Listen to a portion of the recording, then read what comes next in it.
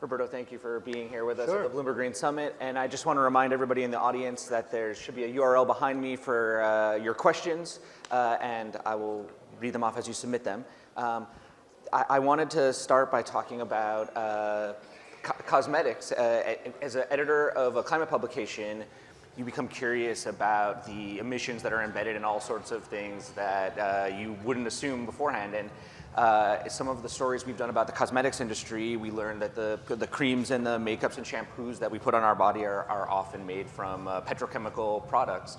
I was wondering if you could talk to us about how you go about decarbonizing the ingredients that make up many of the products that you sell. Yeah, so thanks for having me. Good morning, everybody. Great to be here. So listen, it is a very important challenge, but one that we're very committed to address. Natura Co, for those who do not know, is a group of purpose-led companies. So we have Natura that is based in Brazil.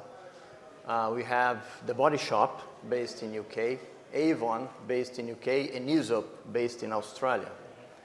And as a group of cosmetic companies, last year, we launched our 2030 sustainability agenda. Right. And one of the key goals for us is to become actually net zero by 2030, which is, as a reference, is 20 years ahead of the Paris Agreement of 2050. And more important is actually not only net zero in scope 1, but scope 1, scope 2, and scope 3, which let's stop and explain that for a moment. Yeah, the difference between scope 1 and 2 and 3. So scope 1 is what we produce.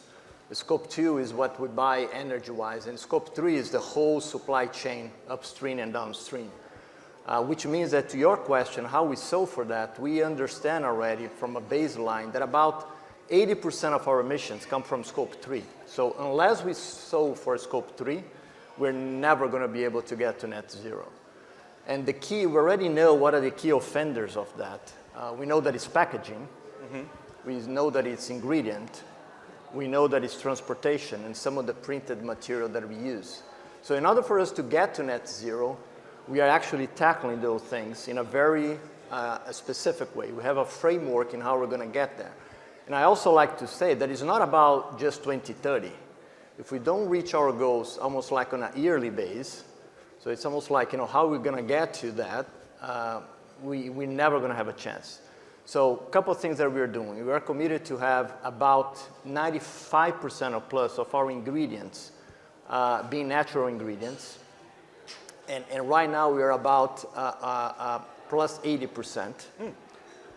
We are committed to have 100% of our packaging either recyclable, reusable, or compostable. And we are on a path to do that. So examples like the Body Shop refills, that if you go to some of the Body Shop stores in UK, you're going to see refill stations, which is pretty cool, as a way to also educate customers and how to use refill products in a more engaged way. So there's a series of activities and which we also believe that will drive innovation. Right. Because that's the other important thing. Some people think about setting those goals is very challenging. They are, but the flip side is that they also bring a lot of innovation to the system. So daunting task, daunting targets, but we're very committed to try to get to that. So I want to talk about the way you're changing consumer behavior, especially the refill stations, but I first want to focus on the innovation side of this. I mean, I know there's innovation also on the packaging side of your products. For the getting to 80% plant-based ingredients, has that required developing new materials to put in cosmetics? So much of the industry uses petrochemical products that are similar to ingredients you might find in, say, like jet fuel or crude oil. How have you developed a supply chain for plant-based alternatives? Yeah, so one great example is Natura. Natura has been working in the Amazon region for 20 years, right? And always with this mindset that it is absolutely possible to drive economic development and preserving the forest.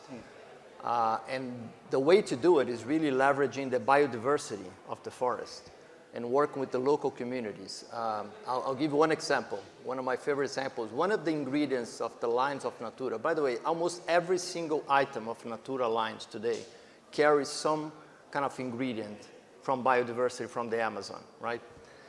Ukuuba is a tree in the Amazon, right, which was being used for really for the local communities to cut the trees and sell as a way, you know, a broom, right? And they were making 2 reais per tree, right? So that was their way to create some existence and make their living. By working with R&D, and we have an R&D facility in the Amazon and a manufacturing site, we were able to see that the seed of that same tree has some very interesting moisturizing properties. Interesting. By extracting that from the biodiversity of the Amazon, we're able to preserve the tree and pay 3 times more for that same community. So leveraging biodiversity, working with the local communities is a way that you can get to some natural ingredients and at the same time preserving the forest. So it's a win-win-win. It's a win for the local communities, it's a win for the planet, and it's a win for the company. Interesting. Well, so that speaks to the supply chain side, the ingredients. Since we're here at a climate conference, we have audience questions that are extremely knowledgeable. So one of the audience members wants to know about Scope 3 emissions, which also goes down to the use of your products. Many consumer good products have to worry about, say, a consumer washing their face with hot water as a part of the Scope 3 emissions. Is that something that you're also concerned with? Do you have to worry about consumer behavior on the back end for your Scope 3 calculation? Consumer behavior is key to address Scope 3, absolutely the key question. You know, we always also like to say that before we call them customers or consumers, they are citizens. And if you treat customers as citizens and actually engage them and explain why it's important to, for instance, use refuse, what's important to experiment different formats of products that actually use less water, right? And some of those might be counterintuitive, but if you take them along the journey and if you treat them as citizens, not just as customers, I do believe that they want to also have an impact. They understand the challenge that we all here are discussing. So the more we treat society and the more we treat customers as citizens, I think the better we have a chance to actually create an impact. You know, I'll give another example, which I also think that is important.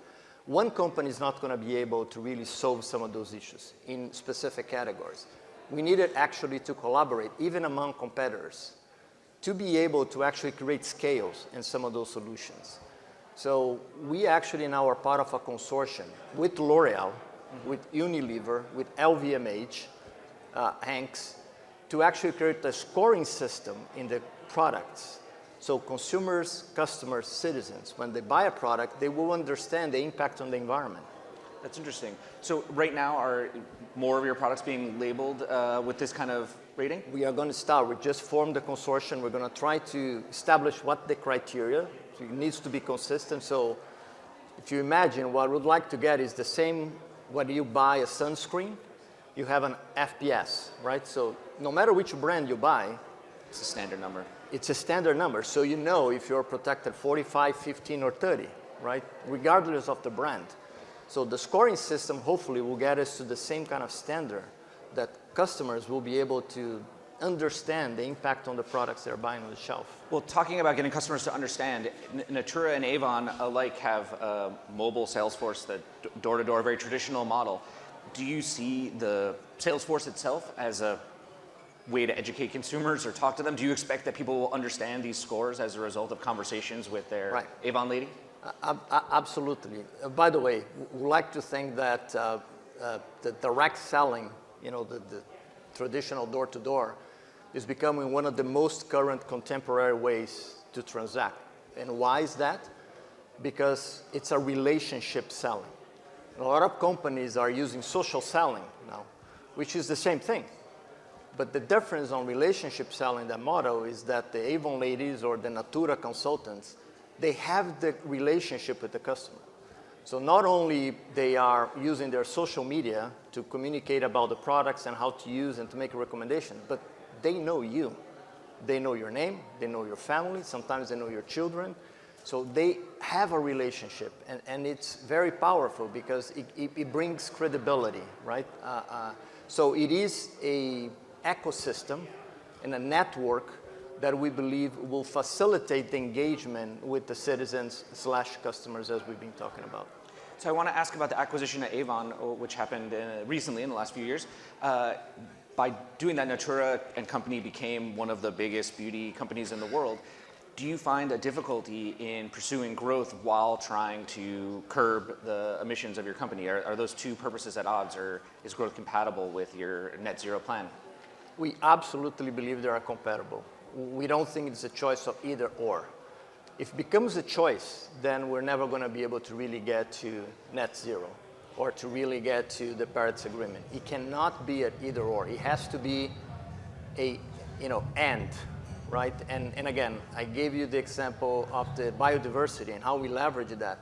It is a competitive advantage in the Natura products. Natura is by far the market leader in Brazil and Latin America.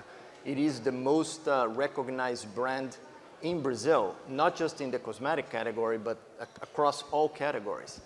The reason it's being so successful is because early on, since Natura was founded more than 50 years ago, the founders, the visionaries, founders of Natura always believed that it's not about either or, but it's about how you really create sustainable development and economic growth and innovation together. And I think that has to be the goal, right? It cannot be a choice between either you grow or you are sustainable. Because if it gets to that kind of dilemma, then it becomes really hard. I want to ask you about the Body Shop and go back to the discussion of the packaging initiative with the refillable stations. In my teenage years in the shopping malls of America, the Body Shop was a very, I can still smell the smell of walking past one. Have you found that the consumer behavior is changing with the ability to refill packaging? And I guess how important is that sort of voluntary decision by your consumers versus, leaning on innovation through biodegradable packaging?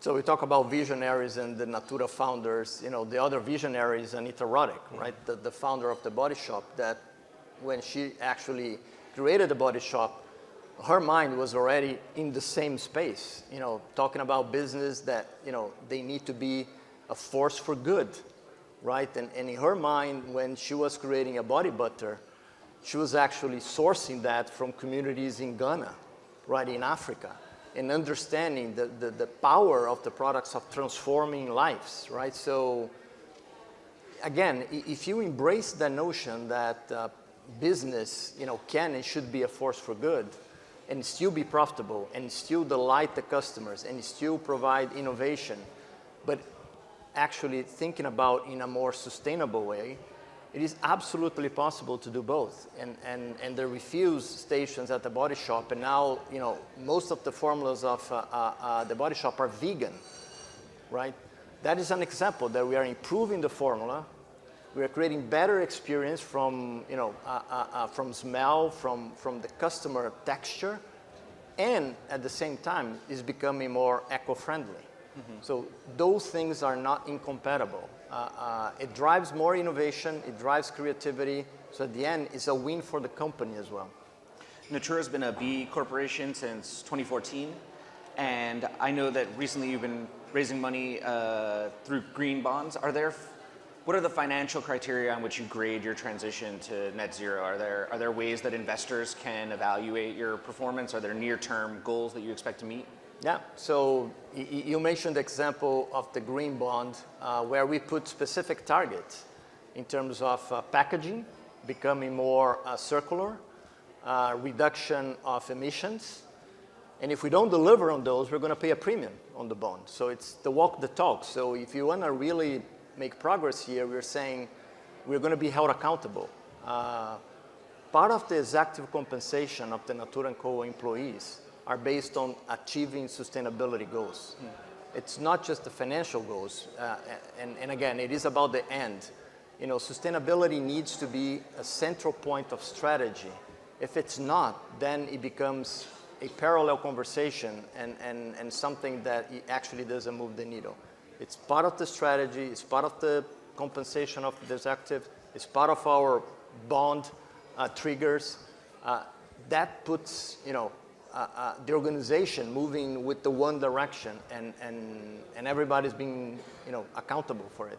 So we only have a few minutes left, and we're here at COP. I know that combating deforestation in the Amazon is very central to Natura, and it's Brazilian base. Can you talk to me a bit about your view of how the negotiations over things like Article 6 and carbon markets and the kind of UN-driven efforts to combat deforestation, how those things are working and what your company's role is in those areas? Yeah, so preserving forest and stopping deforestation, it is a key component of achieving the Paris Agreement. Without that, there is no way. It's just as simple and it's factual and data, it's compelling. There is no way that the world is going to be able to reach the 1.5 degree with the level of deforestation that exists today. So we need not only to halt, but actually stop and start regenerating some of what we already lost in terms of nature.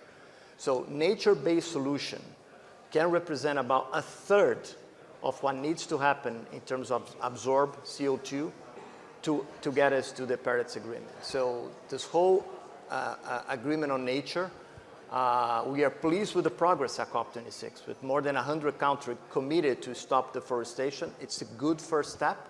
I think we needed to be even bolder. We are pursuing stop deforestation in the Amazon by 2025. I think 2030 is too long, but it's a first step in the right direction. And have you been following the negotiations over Article 6? I know Brazil has a central role in your company's push to defend the forests of Brazil. Do you lobby the Brazilian government over policies? Listen, the government can and should be doing more. First good step in terms of participating in this agreement on nature to stop deforestation. I think establishing a carbon market and some standards is important, and Brazil can play a very important role in being a low carbon market if we really embrace that. I know your background before coming into Natura, you worked at Mondelez. I just am curious, which is a harder industry to decarbonize, I guess, between beauty and food? Every industry is hard. Yeah. I don't think there is anything that is easy about this daunting task of race for net zero. But for me, it's how you approach things, and making sure that you have a roadmap, make sure that you're tracking, make sure that you are not just expecting that things are going to happen by 2030 or 2040, but what needs to happen next year and the year after. And then making sure that it's core, central, and make sure that we are holding ourselves accountable. But I'm optimistic. I think events like COP26 and how much we're seeing the private sector and governments really discussing this, it's encouraging. Roberto, thank you so much for being here at the Bloomberg Green Summit. Really enjoyed our conversation. Thank you. Thank you, everybody.